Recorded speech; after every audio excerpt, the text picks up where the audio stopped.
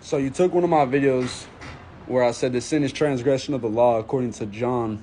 I told you about Hebrews 10 where it tells you not to sin willfully, and that means not to break the Sabbath and not to create any graven images like your crosses or set up your Christmas trees like Jeremiah 10 says, Isaiah 14, right? Not to do these things. And you do exactly like Peter warned you not to, and you twist Paul's words to your own destruction, telling us in the beginning of Hebrews 10 that the yearly sacrifices were a shadow of the things to come. It was a shadow of the Messiah, and there's no amount of animal sacrifice that can bring remission of sins, and that's why they had to do this consistently.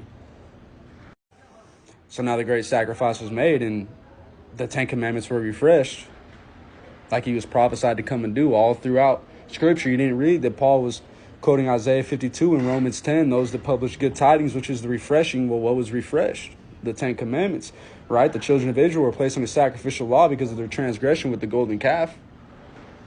And so when the Messiah came, he pinned the sacrificial law to the cross. Quoted Deuteronomy 31, verse 24, it is finished, in regards to what Moses wrote by hand and not the Ten Commandments that are written on stone by the finger of God. Colossians tells you that the handwritten ordinances were blotted out.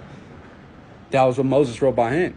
And so if you continue reading in Hebrews 10, it even tells you that you can do despite under the Spirit of grace, and you're going to call that which sanctifies you an unholy thing and trample the Son of Man underfoot. So what sanctifies you? It's coming in a covenant, keeping the Ten Commandments, eating clean, fulfilling the royal law. But you're not going to do that because you have no spirit of truth in you.